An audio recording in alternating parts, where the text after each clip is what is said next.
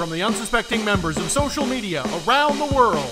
September 19th, 2012. This is the SNM Network. Yes, hello and welcome to the SNM Network. I'm OPPA GANGNAM STYLE, Kosel, and I have been blocked by Snooki on Twitter. It's true, I have been blocked. Follow me on Twitter and find out why. Now, I realize it was a rather depressing news week, so let's start with the New York City ban on soda, which can't be served in any container that's taller than Mayor Bloomberg. While many people who bear a striking resemblance to the cast of Honey Boo Boo complained about the decision, Witstream's Robin McCauley offered some comfort with Mayor Bloomberg banned 16-ounce sodas in New York City. Not banned? 2 8-ounce sodas. Done. Next problem? Well, there, Bill Nye. Here's the next problem. How many healthy glugs of Jack Daniels should I pour into each 8-ounce soda if I want to feel invincible? The answer is as many as I can take. That's a huge drink. In other news, the Occupy Wall Street movement marked its one-year anniversary of making clever signs to let people know that they're still angry about something, like walls or streets, bathing, I don't know, something. Twitter reporter Filthy Richmond got the inside scoop as she notes, Occupy Wall Street celebrates one-year anniversary by eating a cold McMuffin in a porta potty. That's really gross, and oddly enough, that's exactly how we celebrate new episodes of the S&M Network. It's true. Come celebrate with us. Moving on from the 99% to the 1% who dismissed the 47%, see what we did there, we now turn to politics. In an unprecedented move, Joe Biden relinquished his crown as King of the Gaffes to Romney Howell III. The ceremony, although private, was still viewed by Biden as a big fucking deal. It's true.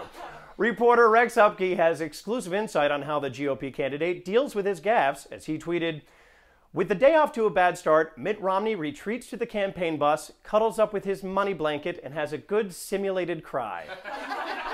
Yes, but you left out the part where Paul Ryan comforts Romney by playing the dulcet tones of Ladysmith Black Mambazo on his abs, but we appreciate the imagery nonetheless. Yeah, that's how it happens. Okay, let's move on to this week's technology news, shall we? Apple geeks everywhere spontaneously sprung uncontrollable gadget boners. There's some imagery for you, as the guy who isn't Steve Jobs unveiled the successor to the iPhone 4, iPhone 5. The Empire Strikes Back. For more insight, we turn to Witstream's Matt Goldick, who reports the iPhone 5 is younger and thinner than the iPhone 4. Siri calls it that whore. Well, Siri, we hope you had a prenup because you're getting dumped quicker than Katie Holmes on her 33rd birthday. Siri, is that jealousy? There it is. So we hate Zooey Deschanel too. Hey, did you hear that sound of guilt and celebration? It can only mean it's time for holiday news as the Jewish New Year kicked off. It's the year 5773. For more on this, we turn to Twitter's Disalmanac, who tells us, today Rosh Hashanah began at sunset. Remember, Shana Tova means Happy New Year, while Shania Tova is a Jewish country singer. And while we're on the topic, challah bread is a Jewish delicacy, while challah back is the type of girl that Gwen Stefani is not. You see what I did there? All right, let's move on to entertainment news, where this week it seems like the rash of drunk driving celebs just keeps on trucking along and then veers and crashes into shit. Amanda Bynes, the former Nickelodeon star and actress who I didn't even know existed until her name came up on the teleprompter, was nailed for driving with a suspended license after multiple hit-and-run incidents. Bad girl. Twitter reporter Savan Kotecha lightened up the situation for Bynes, noting, imagine how good Amanda Bynes is at bumper cars.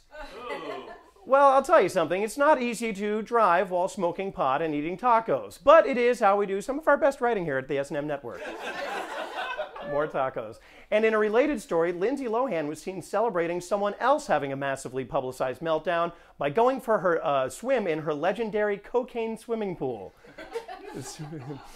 As you breathe in underwater. Speaking of massive, forgotten actress Sally Struthers took time out of her busy schedule of inhaling turkey gravy and making us feel bad about starving children to do a little bit of driving under the influence herself.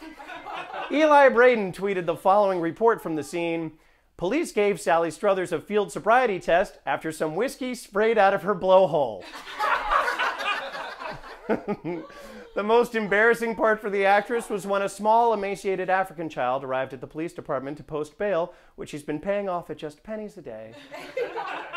Pennies a day. And finally, it's time for our post of the week. This one comes to us from Twitter's Wiener Dog for Life, yes, son, who lamented the following: just ate 3 tennis balls by mistake. Fuck you, Pringles. We tried to get a comment from Wiener Dog for Life, but it seemed that he tried to wash the tennis balls down with a 32-ounce soda and was beaten within an inch of his life by Mayor Bloomberg. But you'll never get me alive, sucker.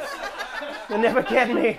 Well, that's going to do it for this week's SNM Network broadcast. Be sure to tune in next week on socialnewsmedia.net to get the best news coverage around. And if you'd like to be a reporter or contributor, just follow us on Twitter and Facebook. And don't forget to subscribe on YouTube. For all of us at the SNM Network, I'm Colin Cosell, reminding you to watch what you say, because we are.